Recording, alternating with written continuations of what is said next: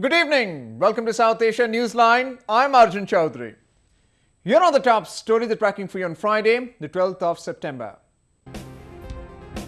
Jamaat using flood relief work in POK to promote anti-India campaign. Abdullah supporters threaten to protest in Afghanistan.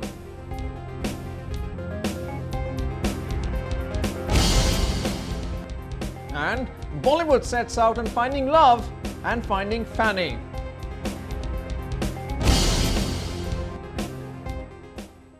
And now for all the details.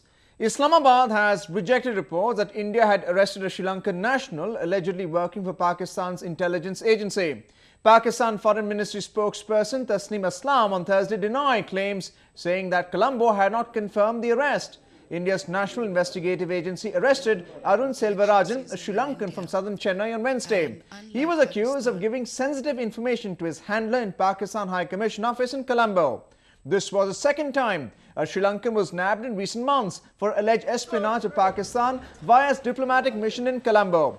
Mohammad Sakir Hussain, who was arrested in April, had confessed to working directly for a high-ranking Pakistani diplomat in the Sri Lankan capital. Supporters of Afghan presidential candidate Abdullah have threatened of street protests if the poll audit results are not acceptable. This comes as the United Nations has appealed to the two warring contenders to end the political crisis. No more surprise. UN General Secretary Ban Ki-moon on Thursday telephoned the two presidential candidates Abdullah and Ashraf Ghani, urging the duo to accept a national government for the future of Afghanistan.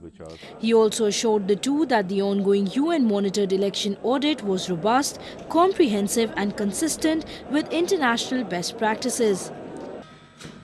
Meanwhile, Atta Muhammad Noor, the governor of Afghan's Balkh province and an ally of Abdullah, said his supporters will organize civil protests against the poll audit results. حرکت سبز ما، حرکت سبز مردم برآمدنشان به جاده‌ها و خیابان‌هاست که تظاهر کنند، تظاهرات کنند، ابراز نظر کنند، خواستهای خود به نمایش بگذارند، تقاضا کنند. اگر گوش شنوا منطق بیدار بود خوب، وگرنه یه حرکت به نارنجی تبدیل میشه. حرکت نارنجی بازم حرکت موج و فوج از مردم در جاده و سرک‌ها، این بار که صداشان شنیده نشد، اشغال تأسیسات ادارات دولتی است تا پاهای دولتی برآمده تقلب را بشکنانند. The former Northern Alliance commander also criticized the international community and outgoing President Hamid Karzai for not taking the fraud allegations seriously. جامعه جهانی هم با چشم باز و دل بیدار از پالی تخلف به کفایت به تفاوت گذر میکنن و قضاوت نمیکنن. به خاطر چی؟ ما از رئیس جمهور توقع داشتیم که منش پدر معنوی ملت که 13 سال حکومت کرده بوده در زعامت بودی تا این که سر انتقال قومی فکر میکردی، سر دموکراسی، شهروند محوری و برادری و عدالت و یک بدعت خوب حسنه را باید اساس میگذاشتی. این ارتش میراث میمون بعد از 13 سال خدمت، این برای خوب بود. Both Abdullah and Ghani have been locked in a bitter dispute over the next presidency of the country. The two former cabinet ministers under incumbent President Karzai enjoy huge support from the nation's ethnic groups. The lingering discontent over the polls has raised fear of the country slipping into sectarian conflicts if there is no smooth transfer of power. The battered Tehreek-e-Taliban Pakistan or TTP is a significant threat in Pakistan despite the military operation and a recent split, the National Counter-Terrorism Center informed the US Senate Committee on Wednesday. The report said, despite the recent setback the militia suffered from the Pakistan Army, it is a force that is capable of undertaking terror strikes in the country, like the attack on Karachi International Airport in June, which killed 30 people. The militants who have vowed to carry out reprisal strikes in Pakistan for the army operation Waziristan had also led an attack on the Pakistan Navy dockyard in Karachi last week.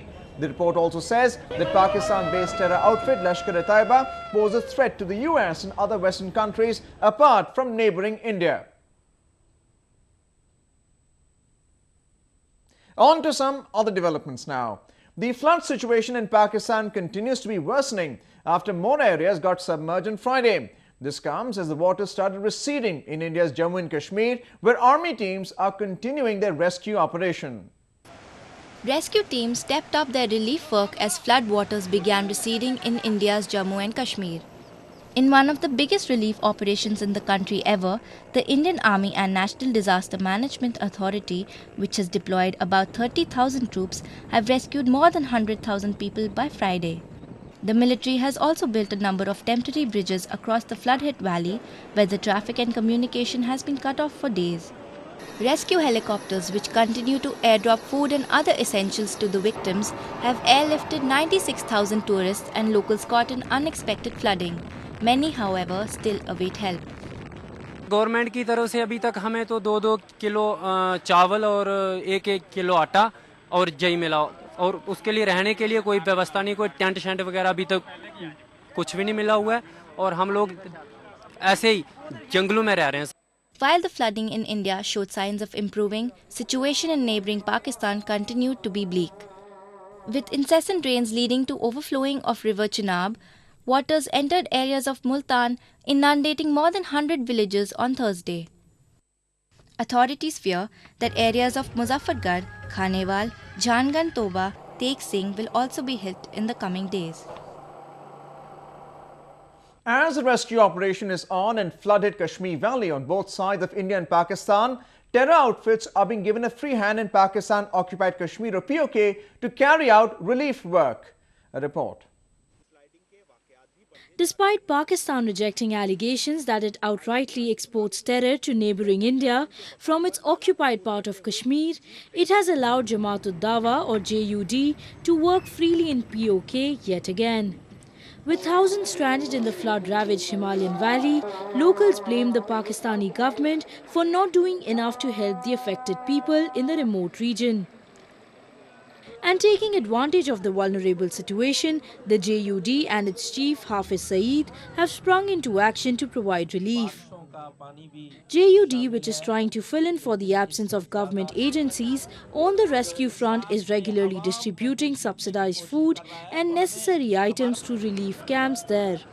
However, many say it is just a plot to tap locals into the militant outfit's anti-India propaganda. Spewing venom, Hafiz Saeed, the JUD chief who carries a bounty on his head, blamed New Delhi for indulging in water terrorism, leading to the devastating floods in POK. Terror groups like JUD and Lashkar-e-Taiba run facilities suspected of indoctrinating religious fundamentalism in Pakistani-controlled Kashmir's mountainous terrain. During natural calamities, organizations like the JUD are allowed a free run in the region. At least 5 Sikh families from Pakistan left for India seeking refuge on Thursday. Though the group from northwestern Peshawar sought asylum citing financial difficulties, this comes in the backdrop of a spike in targeted attacks on the community recently. 3 Sikhs were gunned down in Khyber Pakhtunkhwa alone in past 1 month. The Sikh community, which also resides in Punjab and Sindh provinces, has been long demanding security for their lives in commercial establishments. The nearly 20,000 strong minority group in Muslim-dominant Pakistan has some of its most revered religious places in the country, including Nankana Sahib, the birthplace of its founder Guru Nanak. The dazzling beauty of the Taj Mahal might have caught the attention for centuries, but replicating the marvel is its enamored creation. Take a look at how it aims at leaving the same spell. The Taj Mahal in northern city of Agra has stood as the symbol of eternal love for ages now. The 17th century marble mausoleum, one of the universally admired masterpieces of World Heritage, has been an ever-important tourist place even today. And the magnificent marvel is now in central India too.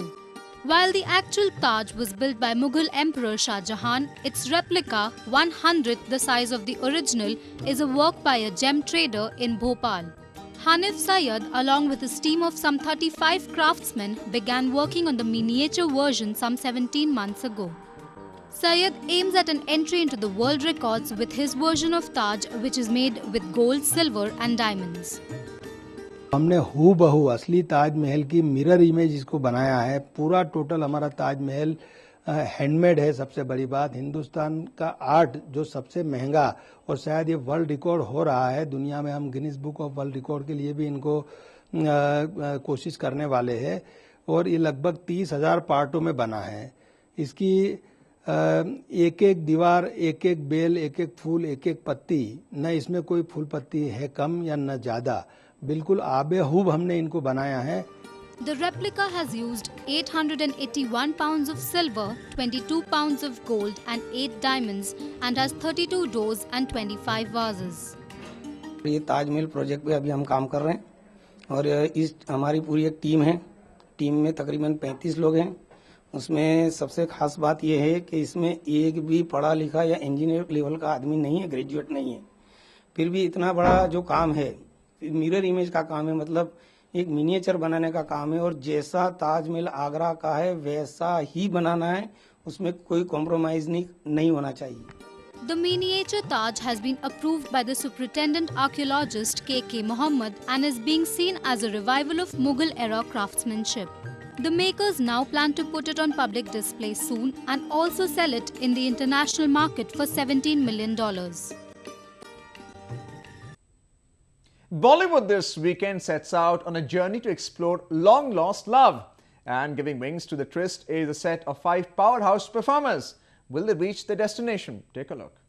The first time I was kissed was on my wedding day, 15 minutes before my husband choked and died. I'm a virgin. There are journeys tracing love and relationships in Bollywood, but this one is meant to find something different.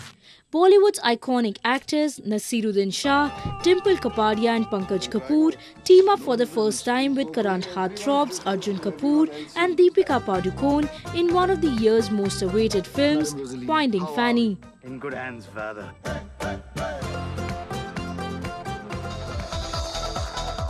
Bollywood legend Amitabh Bachchan took time off to support the team in entertainment capital Mumbai. Bachchan was all praise for the film for its unique storytelling. The 71-year-old superstar lauded the work of both Kapoor and Padukone, apart from director Homi Adajania. And I thoroughly enjoyed it. And both these, what do I say? I mean, it's just so natural and so beautifully done. And where's Homi? Homi run away, he can't handle it. Yeah, we rarely get to see something like this, and I'm so honored to be here today. Set in the interiors of Goa, Finding Fanny is a romantic satire that has been shot in English, making it one of its kind film recently made in Bollywood. Kapoor said the film explores Goa within its plot seamlessly. The heritage and the history of Goa that Homi wanted to tap into because he's based the film there. He wrote it there. It was imperative that we find a unique interpretation of it for it to look unique, for people to get excited also to see a new side of it. So it was a fantastic experience to discover for us. At another screening, filmmakers Karan Johar also joined the team. Padukone said she was excited that the film's music was getting rave response. I think it's largely been, it's looking really fun, it's looking really quirky, it's looking very different. I think these are largely the kind of reactions that are coming, and I think what we didn't expect is the kind of reaction that we've got to Shake Your Buttiya. 5 Goans set off on a road trip in search of an old postman's childhood love, Stephanie Fanny Fernandez, though nobody knows whether she's alive or dead or just a figment of someone's imagination. As they join the trip under random pretexts, though in actuality wanting a distraction from their mundane lives, they get lost and the journey originally intended to take 20 minutes instead takes 1.5 days, thus changing their lives and relationships forever. The film also stars Anand Tiwari and Anjali Patil and has actor Ranveer Singh doing a cameo. Well, that's the way it was in South Asia this evening. Before we conclude the top stories once again. Jamaat using flood relief work in POK to promote anti-India campaign. Abdullah supporters threatened to protest in Afghanistan.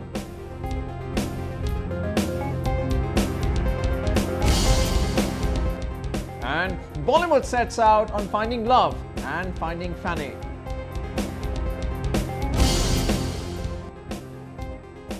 That's all in tonight's edition. We'll see you same time next week. Have a great weekend and good night.